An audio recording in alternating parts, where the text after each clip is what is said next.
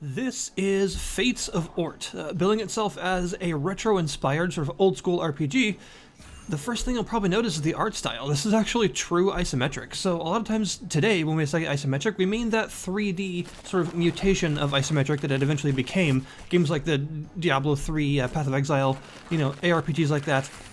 Even stuff like Pillars of Eternity and things like that. Isometric is technically not that, but because there is no better term, really, to actually call that, that's usually what we call it. It is sort of descended from the old school 2D isometric style anyway, so that's generally the name for it. It's not third person because the camera is far too out for that, and it's not top down because, well, it's skewed at this sort of isometric angle, so that's just what we call it. This, however, is actually what true 2D isometric projection looks like. I gotta say though, making a complex world in this art style seems to me at least to be kind of a difficult thing, because you want it to be complicated, you want the player to have a lot to navigate, but at the same time, because of this very 2D projected style that gives this sense of depth while still being in two dimensions, it would be very easy to accidentally create a world where things are hidden all the time under other things, or for instance, somewhat more complicated pathways through stuff like dungeons. That sort of design would actually feel like the player is needing to solve like an optical illusion every time they wanted to navigate it.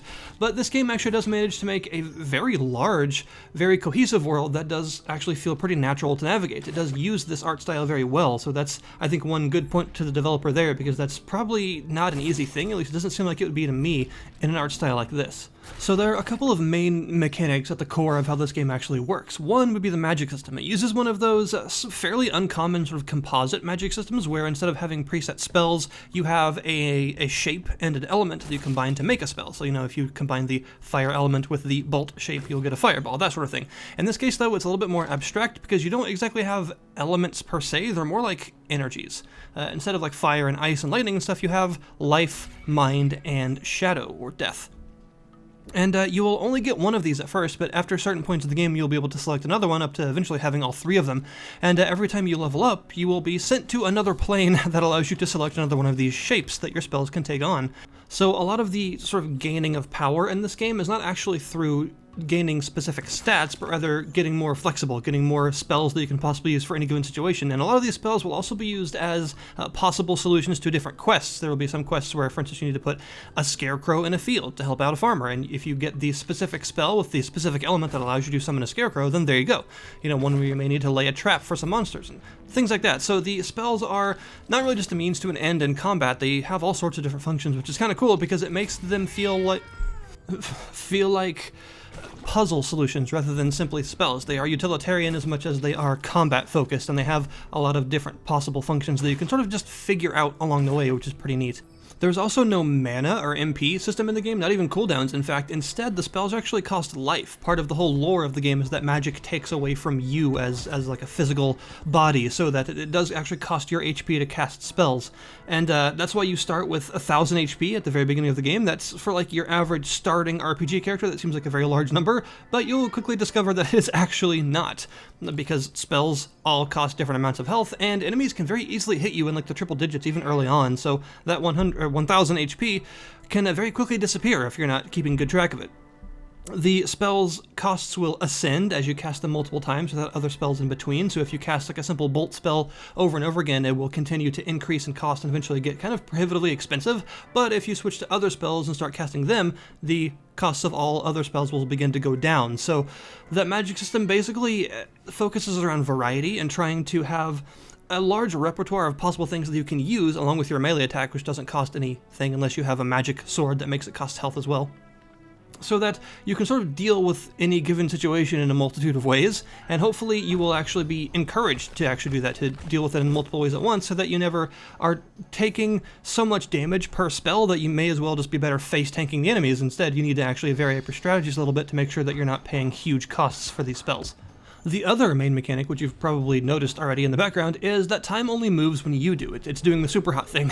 I call it that because that's the only other game I've ever played that uses it. I'm sure there are some other games, smaller indie games, that have tried something like that, but I've never actually seen it. I guess I'll have to, in penance for that, try and figure out what other games have done it. But it's still a very rare mechanic that you don't see very often, so it's always super cool to see it. So yeah, time stands still unless you move.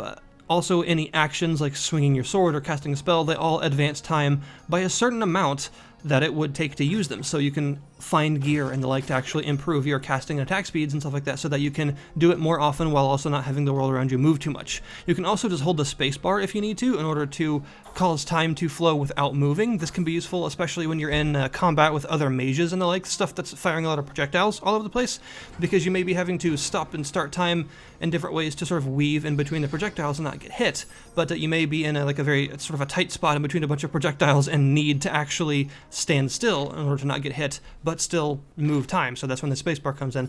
You can also use it to help position enemies in more advantageous points, because there are spells that most spells have a travel time and stuff like that, so that you need to actually sort of intercept enemies with them, especially some of the slower ones like meteors. As you would expect, they have to fall from the sky first, so you need to make sure that enemies actually end up in the blast zone of the meteor storm, and other spells like that. And you can also use that to just sort of lead enemies in certain directions, so that, for instance, by the time you end your melee swing, they are just getting into range, so your swing will hit them, but they are not in enough range to start their own swing, so you can hit them in melee without risking retaliation from them and stuff like that. It's all just sort of about timing and weaving between projectiles and all that sort of thing. So it's a well-utilized mechanic. It does actually influence the world around you as a whole in a lot of fun ways. So especially in boss fights and larger combats with rooms full of enemies, making sure to utilize the time effectively is a very important strategy, because things do move quite quickly when you're moving, so you need to make sure to always being in an advantageous position. One really good thing to mention here is the soundtrack. The music in this game is really awesome. It's actually very reminiscent of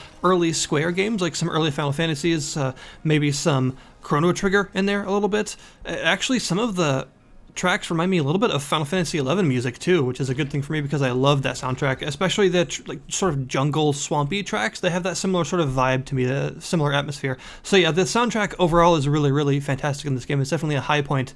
The world itself is extremely open. As I mentioned, it's very, very large. It helps to feel larger because there are lots of different biomes that you can actually traverse between, anything from forests to swamplands to tundras and taigas, down to some weird sort of, not exactly desert, but like magically created desert with ghostly battlefield, and even some stuff that's not on the map, like caves, catacombs, things of that nature. So there's quite a bit to explore here, but one of the coolest points of the game is that you can actually finish it technically whenever you want, because from the very beginning, once you actually start the game and the world opens up to you, you can just go straight south to the boss fight if you want to and just fight the final boss right then. It's a bit like Breath of the Wild in that regard, where you can kind of go to the end whenever, but you don't necessarily want to do that because the boss will be far stronger than you probably, so all the stuff that you do along the way you could technically consider optional quests, because they're all for gathering new spells, getting more power, getting better items, getting friends and other bits of help that will make the final dungeon and the eventual final boss fight a bit easier for you in different ways.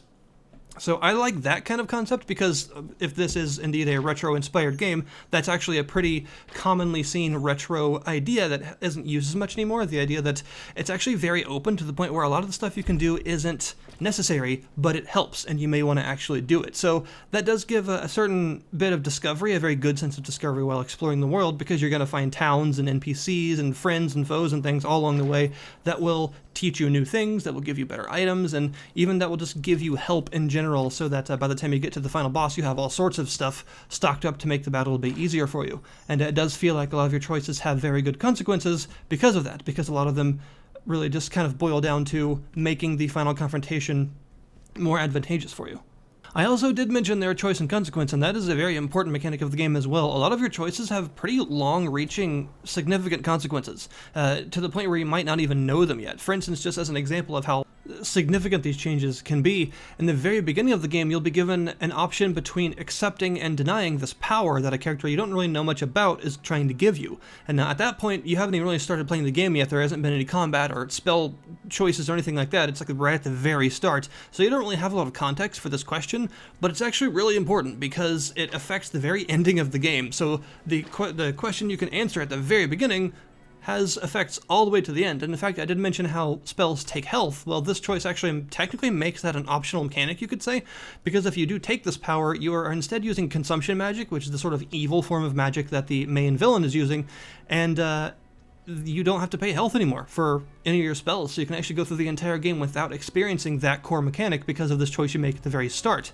However, it does make the game a little harder, you could say. Well, I guess sort of it balances the difficulty out because you can spam spells a lot more, but a lot of the consumption-based problems, like these big holes appearing in the ground and various demons pouring out of them, will all happen a lot more frequently and with more force. A lot more demons and things will start spawning, so you'll have to deal with this problem a lot earlier in the game because you are technically using that same style of magic. So yeah, that's just one example, a choice you make at the very beginning affecting so much, and there are many other choices like that. For instance, there are several, I'm not going to call them boss fights, like the sort of big important NPC encounters that you can choose to either take this artifact from them that allows you to go and get a new spell element, one of the two that you didn't choose at the beginning, or you can choose to get their treasury with all sorts of like legendary loot in it.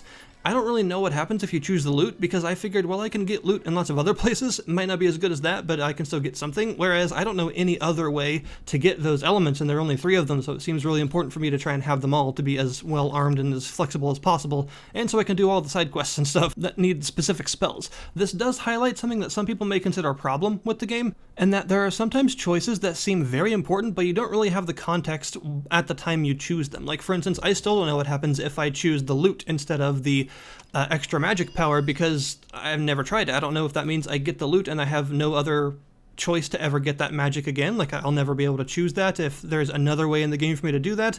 There are some choices I just don't know exactly what they do, because the game actually doesn't explain these choices most of the time. I think it's kind of neat that you get such specific, long-reaching consequences for the things that you do, that to the point where these choices definitely matter a lot, to the point of sometimes allowing or disallowing entire game mechanics.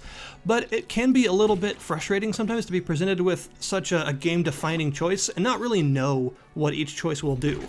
Not really know if you will have another option to do the other thing down the line or not, and stuff like that. It does sometimes feel as if you're not fully armed to make these choices very effectively, which I think may honestly be purposeful. I think it's supposed to feel like you're kind of in over your head and that you don't fully understand all of the consequences of your actions until you make them, and you just sort of have to figure it out. That does mean the game is pretty replayable, because a lot of these choices, they're so significant that they will alter the way you play the game. So going through it at least one more time and making some of the choices is probably a good idea.